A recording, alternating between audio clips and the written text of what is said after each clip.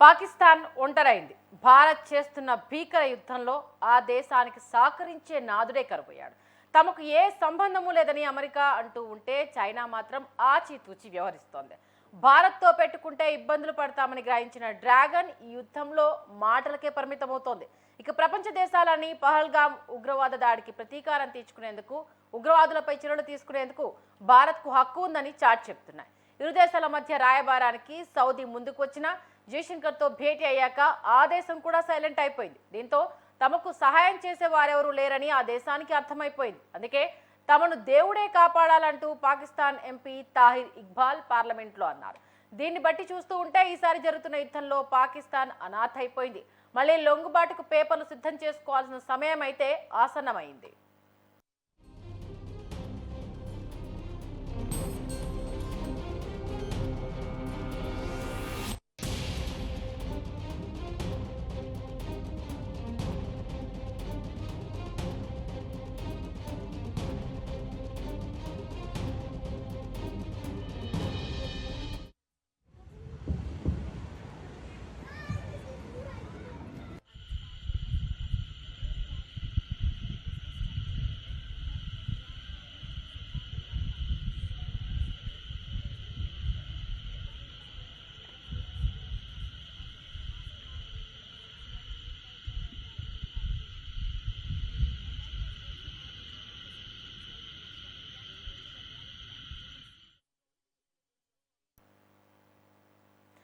గతంలో భారత్ పాకిస్తాన్ యుద్ధం సమయంలో అమెరికా రష్యాలు ఉగ్రవాద దేశానికి సపోర్ట్ చేశాయి. 1971 వార్లో భారత రక్షణ పరంగా విజయం సాధించింది. కానీ రాజకీయంగా విజయం సాధించలేకపోయిందని విశ్లేషకులు చెప్తూ ఉంటారు. ఇది అక్షరాల నిజం. 1971లో బంగ్లాదేశ్ విముక్తి యుద్ధంలో భారత్ విజయం సాధించింది. చరిత్రలో ఎన్నడూ లేనంతగా 90,000 మంది సైనికులను మన దేశం యుద్ధ ఖైదు చేసింది. లొంగుబాటు పత్రాలపై సంతకాలు చేయించుకుంది. ఇది భారత ఆర్మీ విజయం. ఈ విజయంతోనే బంగ్లాదేశ్ను ఏర్పాటు చేసింది. ఆ దేశం ఇప్పుడు పాకిస్తాన్తో కాకుండా స్వతంత్ర దేశంగా ఉంది. అయితే అప్పుడు మనం గెలుపొందినా కూడా పాకిస్తాన్ ఆక్రమించుకున్న వ్యూహాత్మక ప్రదేశాలను తిరిగి తీసుకురాలేకపోయాం. జమ్మూ కాశ్మీర్లో వ్యూహాత్మక ప్రదేశాలను భారత్లో కలిపేసుకుంటే బాగుండేది, కానీ అలా జరగలేదు.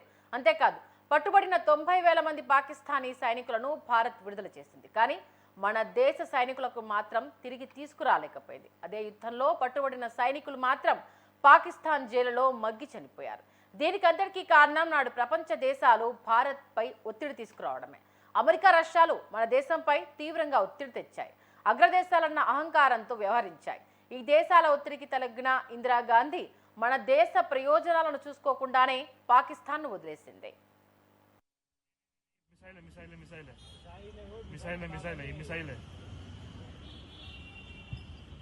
मिसाइल है वे ये दूर से आवाज आ रही है। ये कार उधर ऊपर से जा रहा है। वो कार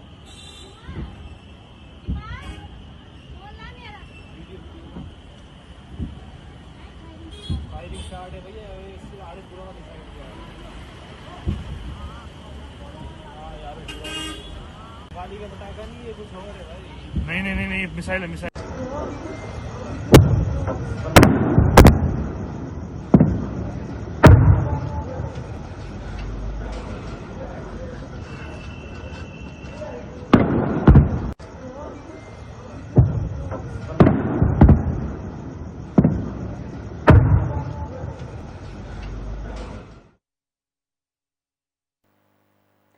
అయితే అప్పటికి ఇప్పటికీ మన దేశ దౌత్య విధానాల్లో సమూల మార్పులు చోటు చేసుకున్నాయి. ఒకప్పటిలా భారత్ ఇప్పుడు లేదు. ఇప్పుడున్నదంతా నరేంద్ర మోదీ శకం.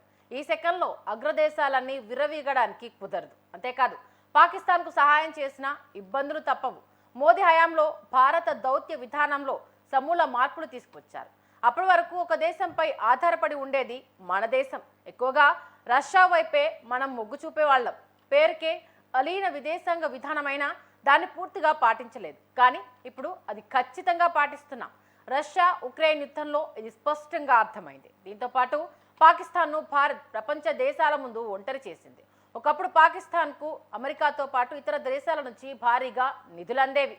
ఉగ్రవాద నిరోధక చర్యల్లో భాగంగా ఈ నిధులు ఇచ్చేది అమెరికా. అంతేకాదు, ఉగ్రవాదంపై పోరాడడానికి తమ అత్యాధునిక F-16 యుద్ధ విమానాలను సైతం పాకిస్తాన్కు విక్రయించింది. అయినా కూడా ఉగ్రవాదులకు పాకిస్తానే స్వర్గధామం. ప్రపంచంలో ఎక్కడా లేని సేఫ్టీ ఆ దేశంలో లభిస్తుంది. బిన్ లాడెన్ లాంటి నరరూప రాక్షసుడు కూడా అమెరికాకు దొరకకుండా పాకిస్తాన్లో దాక్కున్నాడంటే ఎంత సేఫ్టీనో అర్థం చేసుకోవచ్చు. అయితే ఇదంతా గతం.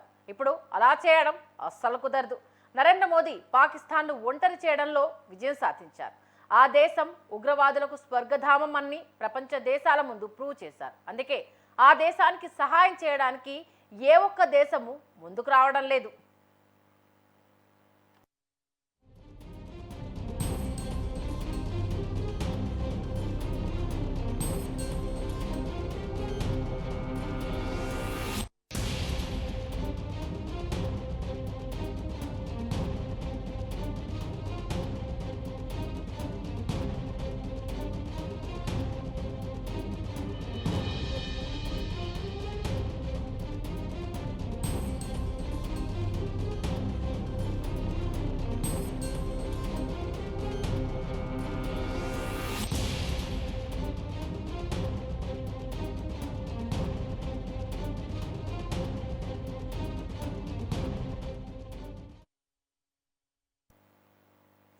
ప్రస్తుతం ఇండో పాక్ యుద్ధం విషయంలో అమెరికా తన వైఖరిని స్పష్టంగా చెప్పేసింది. ఆ దేశ ఉపాధ్యక్షుడు జేడీ వాన్స్ దీన్ని నాన్ ఫర్ అవర్ బిజినెస్ అని తేల్చి చెప్పేశారు. రష్యా, ఉక్రెయిన్, ఇజ్రాయెల్, గాజా యుద్ధాల్లో జోక్యం చేసుకున్న అమెరికా ఈ యుద్ధంలో మాత్రం అస్సలు జోక్యం చేసుకోదలుచుకోలేదు. దీన్ని కేవలం రెండు దేశాల మధ్య సమస్యగానే చూస్తోంది అగ్రదేశం. ఇక చైనా విషయానికి వస్తే కేవలం మాటలకు మాత్రమే పరిమితమయ్యేలా కనిపిస్తోంది. అంతే తప్ప ప్రత్యక్ష యుద్ధంలోకి దిగే ఆస్కారం లేదంటున్నారు రక్షణ రంగ నిపుణులు.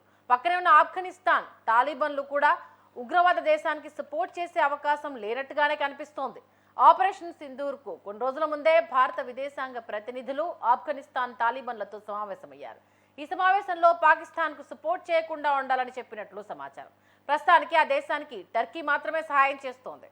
ఇరు దేశాల మధ్య యుద్ధ మేఘాలు కమ్ముకున్న సమయంలో టర్కీ విమానం ఒకటి పాకిస్తాన్ గగనతలంపై వెళ్ళింది. అందులో ఆర్మీకి కావాల్సిన వస్తువులు ఉన్నట్లుగా తెలుస్తోంది. ఈ కార్గో విమానం ఇప్పటికే పాకిస్తాన్కు చేరుకుంది. దీన్ని బట్టి చూస్తే టర్కీ మాత్రమే పాకిస్తాన్కు వెనుకుండే సహాయం చేస్తున్నట్లు అర్థమవుతోంది. అయితే ఇది ఎల్లకాలము కొనసాగే సూచనలు అయితే కనిపించడం లేదు.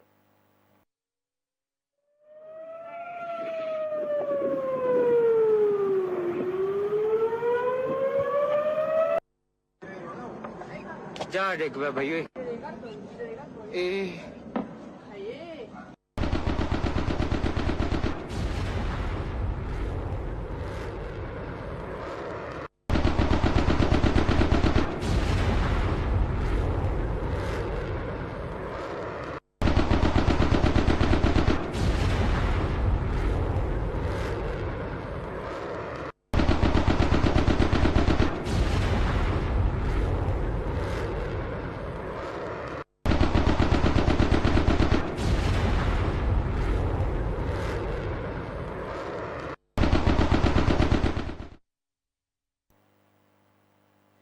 ఈ పరిణామాలన్నింటినీ గమనిస్తూ ఉంటే పాకిస్తాన్ అంతర్జాతీయంగా ఒంటరైనట్టుగానే కనిపిస్తోంది. ఆ దేశానికి సహాయం చేయడానికి ఎవరూ ముందుకు రావడం లేదు. ఫలితంగా ఉగ్రవాద దేశంపై భారత్ ఎంత మేరకైనా విరుచుకుపడే అవకాశం ఉంది. ఇది ఎక్కువైతే పిఓకేను భారత్లో కలిపేసుకునే అవకాశము లేకపోలేదు. ఒకప్పట్ల అంతర్జాతీయంగా భారత్పై ఒత్తిడి లేదు. వీటితో పాటు పిఓకే ఎప్పటి నుంచో భారత భూభాగమని ప్రపంచ దేశాలన్నీ గుర్తిస్తున్నాయి. అమెరికా, రష్యాలు కూడా ఈ భూభాగాన్ని మనదని చెప్తున్నాయి. కాబట్టి పిఓకేను భారత్లో కలిపేసుకున్నా ఆశ్చర్యపోనక్కర్లేదు. అక్కడున్న సమస్య అంతా ఒక్కటే. ఆ ప్రాంతాన్ని కలిపేసుకుంటే అక్కడుండే ప్రజల్లో చాలామంది ఉగ్రవాద భావజాలంతో ఉంటారు. దీనివల్ల ఇప్పటికే సమస్యగా ఉన్న కాశ్మీర్కు వీళ్ళు కూడా తోడైతే మళ్ళీ జటిలమవుతోంది. ఈ విషయంలో మాత్రం భారత్ కాస్త ఆలోచించే అవకాశం ఉంది. దీన్ని అధిగమించగలమని అనుకుంటే పిఓకే కూడా ఈ యుద్ధంలో భారత్ సొంతమయ్యే అవకాశము లేకపోలేదు.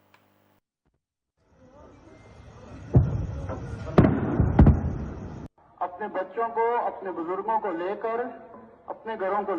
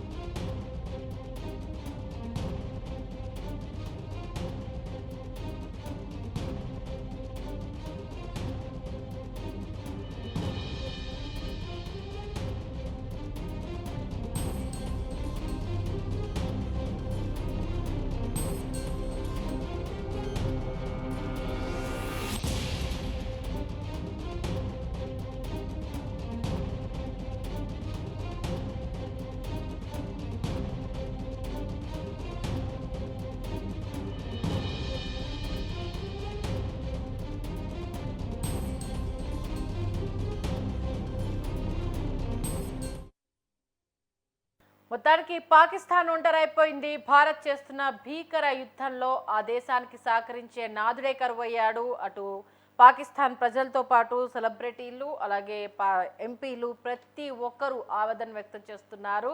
ఖచ్చితంగా దీనికి ఫుల్ స్టాప్ పడాలి, లేకపోతే ఏ ఒక్కరు మిగలరు అంటూ కన్నీటి పర్యంతం అవుతున్నారు.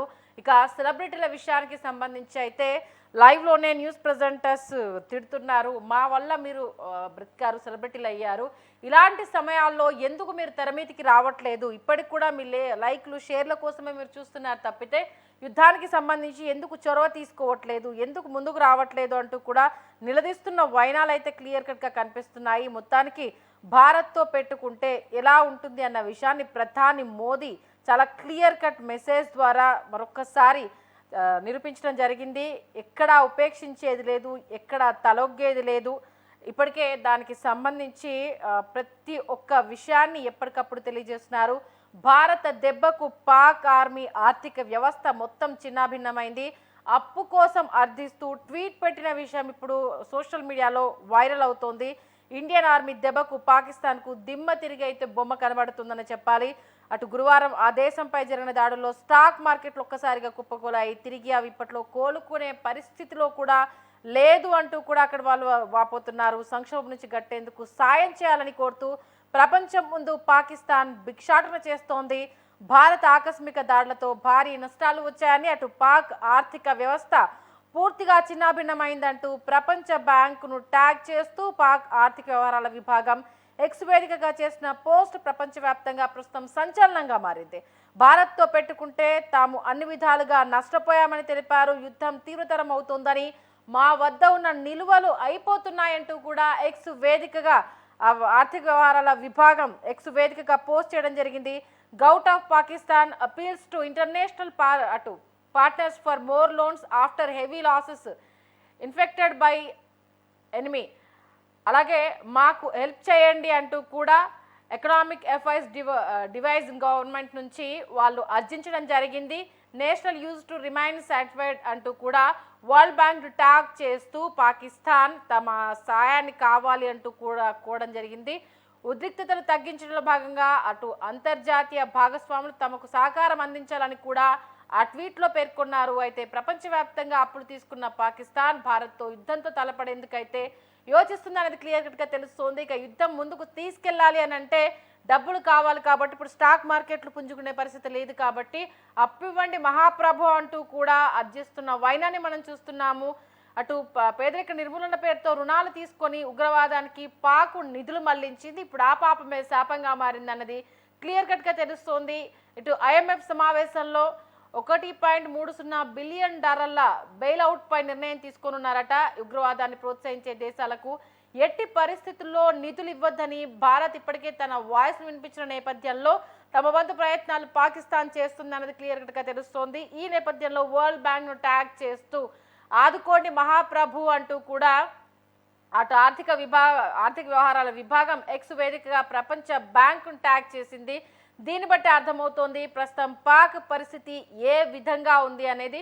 ఇప్పటికే త్రివిధ దళాధిపతులతో రాజ్నాథ్ సింగ్ భేటీ అయ్యారు. ప్రధాని మోదీ ఎప్పటికప్పుడు ఈ అంశాలకు సంబంధించి పర్యవేక్షిస్తూనే ఉన్నారు.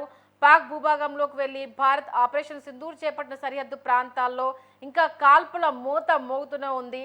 అక్కడ భద్రతా వ్యవస్థను మరింత కట్టుదిట్టం చేసి పరిస్థితులను అంచనా వేసేందుకు ఢిల్లీలో కాసేపట్లో రక్షణ శాఖ మంత్రి రాజ్నాథ్ సింగ్ అలాగే chief of defence staff CDS general Anil చౌహాన్తో పాటు త్రివిధ దళాల అధిపతులతో ఉన్నత స్థాయి సమీక్షా సమావేశం నిర్వహించబోతున్నారు.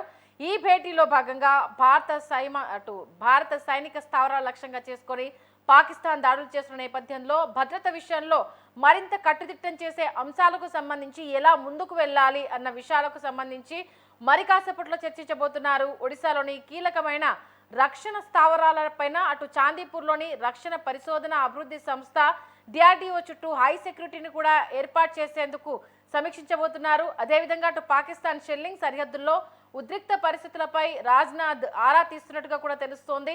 అటు మరోవైపు ఒడిశాలో మధ్యాహ్నం 2 గంటలకు తూర్పు శ్రేణి deputy inspector general doctor Satyajit Nayak అధ్యక్షతన ఎమర్జెన్సీ మీటింగ్ కూడా ఏర్పాటు చేయబోతున్నారు. Sensitive missiles weapon testing basic facilities ఉన్న 2 కీలకమైన రక్షణ స్థావరాలు అటు Chandipur integrated test range proof and experimental establishment వద్ద భద్రతా ప్రోటోకాల్పై ఈ భేటీలో చర్చించబోతున్నారు. కాబట్టి ఎక్కడా తగ్గకుండా సైనికులకు ఎప్పటికప్పుడు ఇన్స్ట్రక్షన్ ఇచ్చుకుంటూ మేమున్నామన్న భరోసా ఇస్తూ భారత్ ముందుకెళ్తున్న విషయం తెలుస్తుంది. భారత ఆర్మీకి మేమున్నాము, ఎక్కడ తగ్గాల్సిన అవసరం లేదు అంటూ కూడా ఎప్పటికప్పుడు క్లియర్ ఇన్స్ట్రక్షన్ ఇస్తున్నారు. మొత్తానికైతే అష్ట దిగ్బంధనం చేశాము పాకిస్తాన్ అనేది క్లియర్ కట్గా తెలుస్తోంది. ఎందుకంటే ఆ పార్లమెంట్లో ఆ ఎంపీలు ఆవేదన అంటే తెలియజేస్తున్న తీరు కావచ్చు, మమ్మల్ని రక్షించండి అంటూ గగ్గోలు పెడుతున్న తీరు కావచ్చు, ప్రజలు ఏ నిమిషం ఏం జరుగుతుందో అర్థం కాక భయోందోళన వ్యక్తం చేస్తున్న విషయం కావచ్చు, అలాగే పాక్ యాంకర్లు తెర మీదనే ఏడుస్తున్న సందర్భాలు కావచ్చు, ప్రతి ఒక్కటిని మనం చూస్తున్నాము. ఈ నేపథ్యంలో గంటలు గడుస్తున్న కొద్దీ అటు భారత్ పాకిస్తాన్ మధ్య పరిస్థితులు తీవ్రతరమయ్యే అవకాశాలే కనిపిస్తున్నాయి తప్పితే ఎక్కడా తగ్గట్లేదు. ఏ విషయానికి తలగ్గకుండా వాళ్ళు చేస్తున్న ప్రయత్నాలను తిప్పుకొడుతూనే ఉన్నారు. ఇండియన్ ఆర్మీ బాంబుల వర్షమైతే కురిపిస్తూనే ఉంది. దీంతో పాక్ ఉక్కిరి బిక్కిరి అవుతోంది.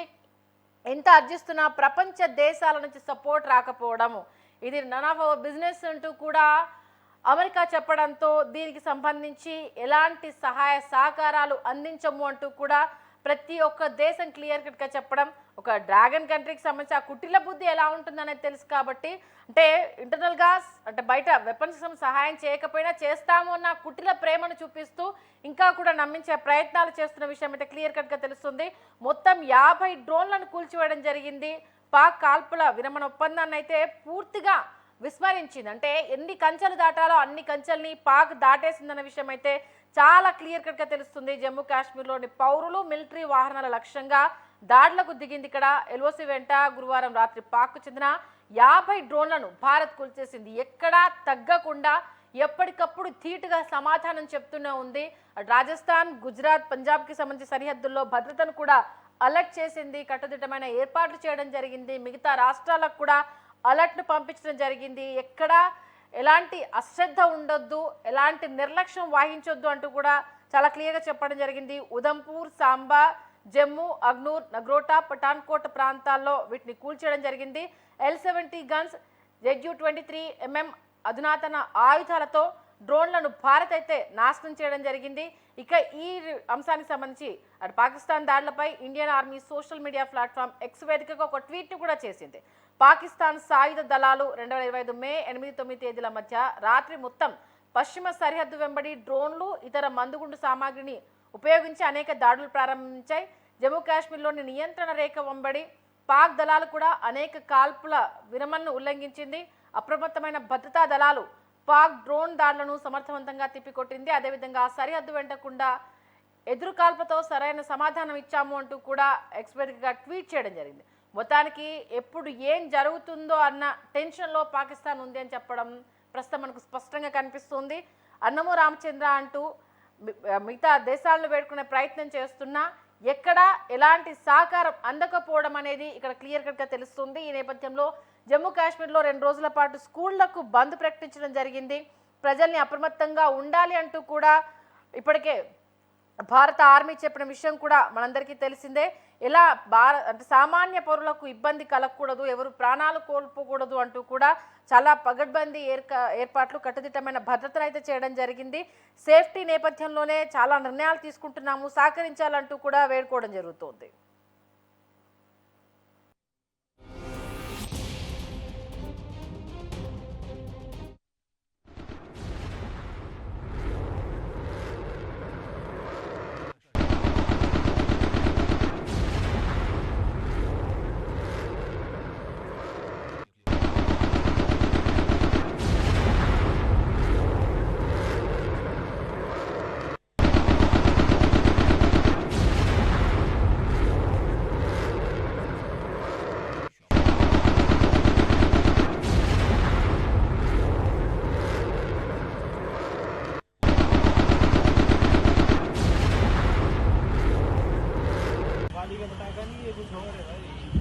नहीं मिसाइल है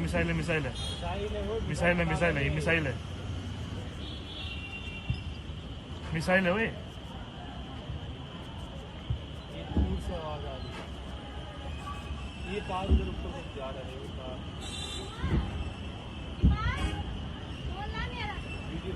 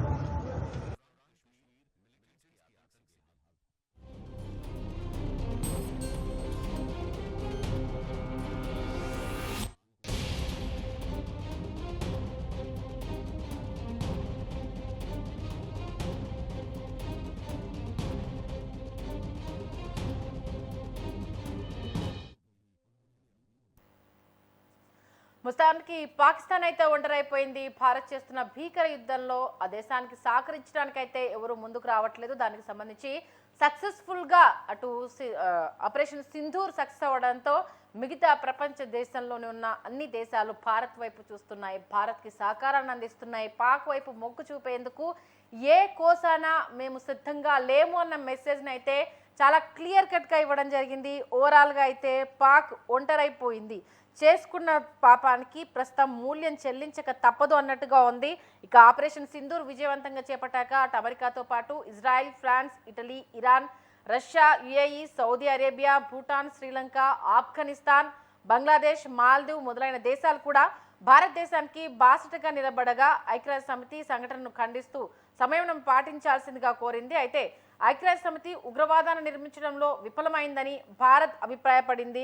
ఇక చైనా కూడా పూర్తి స్థాయిలో పాకిస్తాన్కు మద్దతిచ్చే పరిస్థితిలో లేదు అన్న విషయం అయితే క్లియర్ కట్గా కనిపిస్తుంది.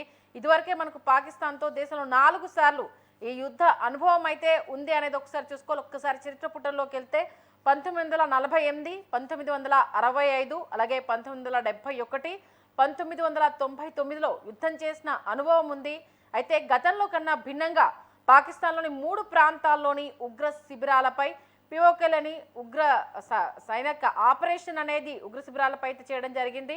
అటు పాకిస్తాన్ సైనిక స్థావరాలపై కానీ పాకిస్తాన్ పౌరులపై కానీ ఇక్కడ దాడి చేయలేదు. అందుకే ప్రపంచంలోని అన్ని దేశాలు మన చర్యను ప్రశంసించాయి. ఎక్కడ సామాన్యుడికి ఇబ్బంది కలగకుండా ఎక్కడ ధ్వంసం చేయాలో అక్కడ మాత్రమే టార్గెట్ గురి చేయడము, ఇక్కడ కూడా మానవతా దృక్పథాన్ని భారత్ చాటడంతో ప్రపంచ దేశాలు ఈ అంశానికి సంబంధించి ప్రశంసిస్తున్నాయి.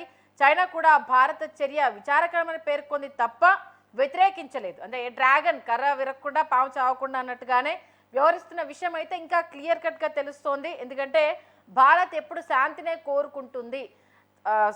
సంబంధం లేని వ్యక్తుల్ని హింసించడానికి కావచ్చు, దానికి అంటే ఎవరో చేసిన పాపానికి ఇంకెవరినో ఇబ్బంది పెట్టడం కరెక్ట్ కాదు అన్న ధోరణి మొదటి నుంచి ఉంది. కాకపోతే ఈసారి కొంత కఠినతరంగా గురి చూసి కొట్టింది. కాకపోతే చేసిన దానికి అక్కడ పుట్టిన కర్మానికి అనుభవించక తప్పదు అన్నట్టుగా ప్రశ్న అక్కడ ఎదుర్కొన్న భీకర యుద్ధ పరిస్థితులకు సంబంధించి అక్కడ పౌరులు ఒకంత నష్టపోతున్నారు, నష్టపోవాల్సిన పరిస్థితులు కూడా దాపరమయ్యాయి. ఎందుకంటే ఉగ్రవాదులకు ఊతం ఇచ్చేసి అక్కడ వాళ్లకు షెల్టర్ ఇచ్చిన నేపథ్యంలో ఖండించకపోవడం కూడా వాళ్ళు చేసిన తప్పే అవుతుంది. కాబట్టి ఇప్పుడు దానికి భారీ మూల్యం చెల్లించుకోక తప్పదు అన్నట్టుగానే ఉంది. నిజంగా నివురుగప్పిన నిప్పులానే ఉంది. ఏ నిమిషం ఏం జరుగుతుందో తెలియక భయాందోళనకు గురవుతున్నారు అన్నది మాత్రం చాలా క్లియర్ కట్గా తెలుస్తోంది. ప్రస్తుతం అక్కడ ఈ పరిస్థితులు భీకర యుద్ధ పరిస్థితులు అయితే ఉక్కిరి బిక్కిరి చేస్తున్నాయి. డబ్బులు లేక మమ్మల్ని ఆదుకోండి అంటూ కూడా ప్రపంచ దేశాలను అర్జిస్తున్నాయి. అటు వరల్డ్ బ్యాంక్ని కూడా అర్జిస్తూ ట్యాగ్ చేయడం ప్రస్తుతం సెన్సేషన్గా మారింది. పూర్తిగా అన్ని రకాలుగా పాక్ని దిగ్బంధనం చేసింది భారత్. నిజంగా అంటే సంబంధం లేకుండా టూరిస్టుల పైన చేసిన అటాక్, అక్కడ వాళ్ళు వ్యవహరించిన తీరు, మతానికి సంబంధించి ఉద్దేశించి ఉద్వేగాన్ని రెచ్చగొట్టే ప్రయత్నం చేసిన తీరు ఒక్కటేంటి క్షమించడానికి ఏ అంశము ఇవ్వకుండా పాకిస్తాన్ ఈసారి అన్ని హద్దులు దాటిందన్నది క్లియర్ కట్గా తెలుస్తోంది. ఈ నేపథ్యంలో ఇక ఈసారి సమాధానం చెప్తే అదిరిపోవాలి అన్న రీతిలోనే 14 రోజుల తర్వాత మోదీ గవర్నమెంట్ తీసుకున్న ఈ స్టెప్ భారత్ యావత్ హర్షించే విధంగా తీసుకున్న ప్రతి అడుగు ప్రస్తుతము అటు పాక్ని వణికిస్తున్నది మాత్రం క్లియర్ కట్గా తెలుస్తోంది.